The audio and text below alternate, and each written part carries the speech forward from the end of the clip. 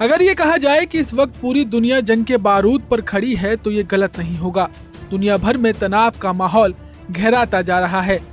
रूस यूक्रेन युद्ध, Israel Hamas संघर्ष, भारत और पाकिस्तान की तनातनी और चीन ताइवान के बीच बढ़ती कड़वाहट ने वैश्विक मंच पर सैन्य संकट की आशंका को जन्म दे दिया है। मध्य पूर्व से लेकर अफ्रीका तक गृह युद्ध और चरमपंथी हिंसा ने कई देशों को अस्थिर कर दिया है। सूडान में 2023 से चल रही सैन्य गुटों की लड़ाई, माली, बुर्किना और नाइजर में चरमपंथ और इराक सीरिया में इस्लामिक स्टेट जैसे आतंकी समूहों की मौजूदगी ने स्थिति को और जटिल बना दिया है। ऐसे में तीसरे विश्व युद्ध की चर्चा जोर पकड़ रही है। ऐसे में सवाल उठता है कि अगर ये युद्ध छिड़ा तो क्या होगा, कौन सा देश किसके साथ होगा और इस पर भारत का क्या रुख होगा। तो चलिए आपको बताते हैं। अगर तीसरा विश्व युद्ध हुआ तो भारत किसके साथ होगा।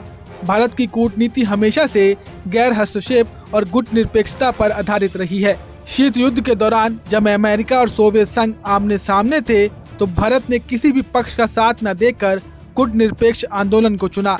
आज भी भारत इसी सिद्धांत पर कायम है। यदि तीसरा विश्व युद्ध होता है तो भारत संभवतः अपनी सीमाओं की सुरक्षा को प्राथमिकता देगा और वैश्विक युद्ध से दूरी बनाए रखने की कोशिश करेगा। भारत का लक्ष्य क्षेत्रीय स्थिरता और राष्ट्रीय हितों की रक्षा होगा, न कि वैश्विक गुट में शामिल होगा। अब अगर दूसरे देशों की बात की जाए तो अगर तीसरा विश्व युद्ध छिड़ता है तो दुनिया दो बड़े गुटों में बंट सकती है। एक तरफ अमेरिका के नेतृत्व में नाटो देश जैसे United kingdom, Canada, Germany, France, Italy, Poland, Norway, Sweden, Finland, Australia, Japan और दक्षिण कोरिया हो सकते हैं। इजराइल और संयुक्त अरब अमीरात जैसे देश भी इस गुट में शामिल हो सकते हैं। दूसरी तरफ रूस, चीन, उत्तर कोरिया और कुछ अरब देश एकजुट हो सकते हैं। यूरोप के कुछ देश ब्रिटेन के रुख के आधार पर अपना पक्ष चुन सकते हैं। वहीं कुछ देश इन दोनों गुटों से अलग अपने अपने गुट भी बना सकते हैं। एक अन्य संभावना में दुनिया कई गुटों में बंट सकती है।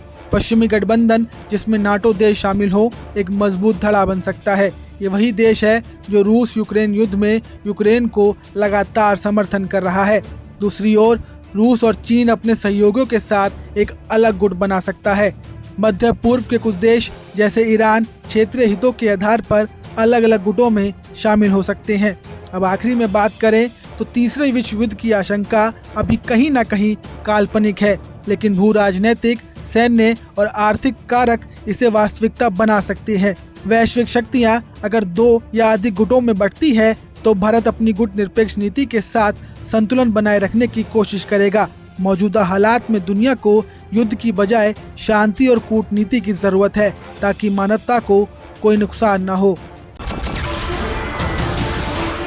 नमस्कार, मैं हूं मानक गुप्ता।